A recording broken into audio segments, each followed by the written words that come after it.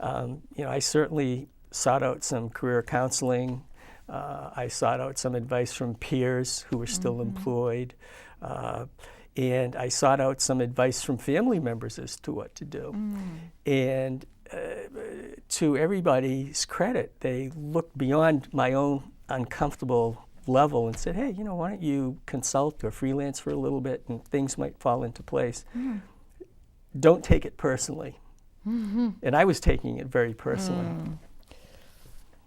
Of course, a lot of people today are in that same situation of being laid off and not knowing what to do next, and especially once we get into our 50s and 60s, that's a blow, huh? Yeah. Well, I mean, losing a job was nothing compared to the people who lost their lives and loved ones at 9/11, which was a terrible tragedy.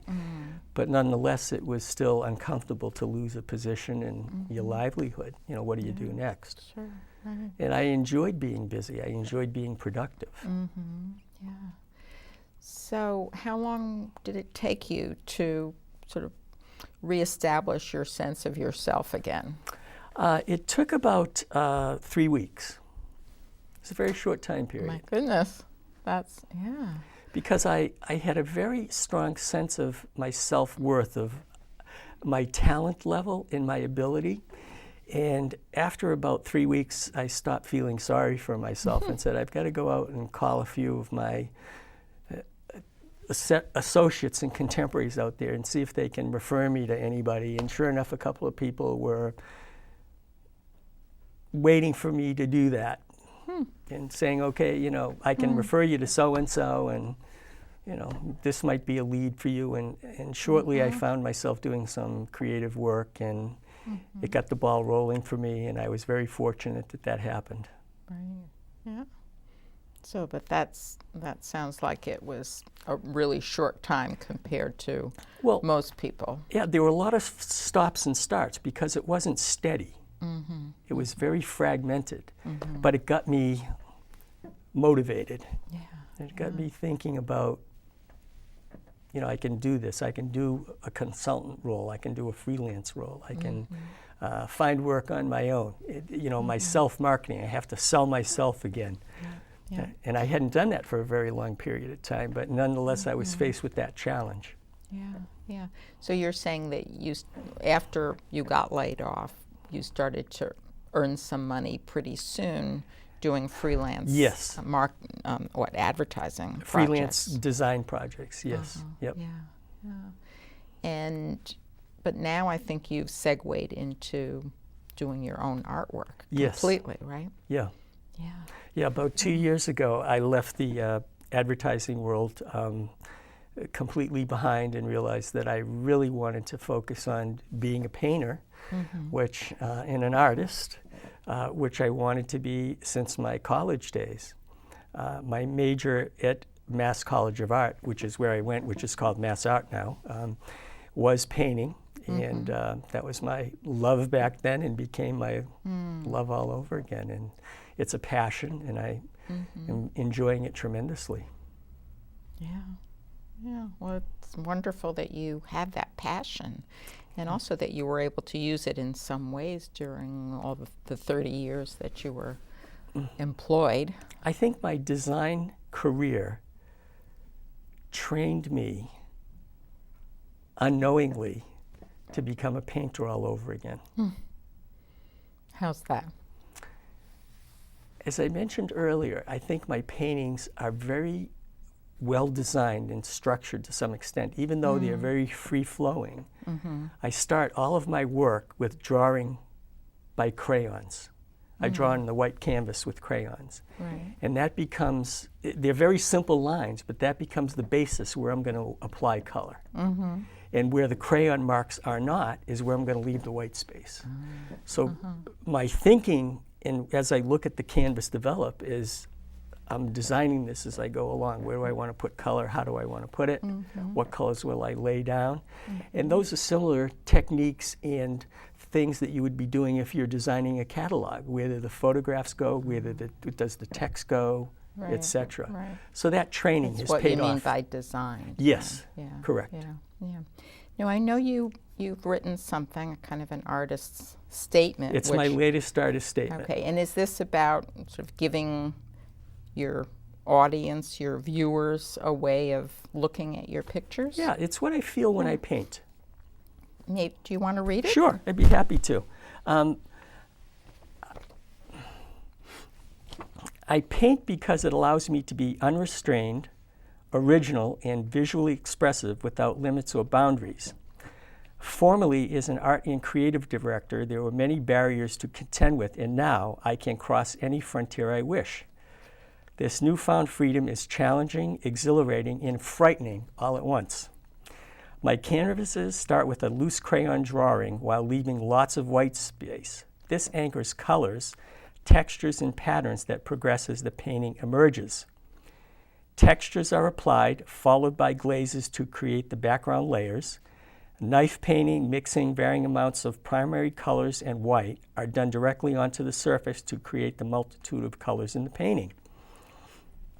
The finishing touches to color administered in flowing, rhythmic, energetic lines flung with abandon like a garden hose gone wild on a summer's day. What's the most challenging part? Knowing when to stop, when it's done. The feeling when I'm done? Total accomplishment. I tried my very best. That is what I strive for, to create more attractively than the last painting, one in which the viewer will stop, look, and wonder. My work to me is vigorous, cheerful, and stimulating to do, and fun. That's the essential part. I'm just having the time of my life. And then you wrote a while ago, which I thought was interesting too. You wrote, touch the surface with your eyes and imagination to feel the details up close and experience the colors as they unfold, revealing much more than first meets the eye. What do you see? Does it look different from afar? And what do you feel when you look at it? So, I think sometimes I know when I go to an art museum and sometimes I look at an abstract, do you call yourself an abstract expressionist? Yes, abstract maybe? artist. Yeah. Sometimes I look at it and of course, occasionally you see these, what looks like completely blank canvases. And I have no idea how to look at these. But I think you like to describe that sometimes so that the viewer has a sense of it, huh? There's plenty of stuff on a canvas that I've done to look at and to interpret it any way that a viewer would like to interpret it. That's right. The textural aspect of my paintings are very important. And what you might see on a website or in a photograph of my artwork is very representational, but in no way as telling as if you're looking at a canvas very up close and personal, because it can see the textures and a lot of the different colors. And some of my paintings have upwards of 1,000 to 1,200 different colors within a painting because I do so much mixing with the painting knife and all the different colors that I'm using. So you don't see that far away, but up close you'll see that. Yeah. Well, I'm struck with how you've segued into a career that you knew you were talented in years ago, when you were a kid and into your 20s, and that you made things happen for yourself really, pretty quickly, huh? It has been quick. Yeah. I'm living like a kid again, being able to do it, having a good time. Yeah. One thing I thought about, though, was how have you replaced that camaraderie that you talked about, that you really enjoyed before? It hasn't been completely replaced. I do belong to an artists association in North Cambridge where I reside. A little bit of it has been replaced by that, and some of it's been replaced by the different gallery owners I've met who are displaying my work, different exhibitions I've entered into, and I've met people through that. But it's not the same. It's not the same. So that's something that sounds like it's still missing. Still kind of a lack for you. It is. Yeah. Well, we're going to have to wrap things up, and this has been really interesting. Thank you. It's been great. Thank you for coming. I appreciate it. Thank you. Okay. All right. And I hope you've enjoyed this segment with Steve Barylick. And I'm going to be taking a little break for a couple of weeks, but when I come back, I'm going to be interviewing several very interesting people. A photographer whom I think is maybe even in her 80s, named Riva Berkovitz, and somebody else named Steve Bell, who's made a complete job change as well, and he's now working for GLAAD. So we'll be back in a few weeks. See you then.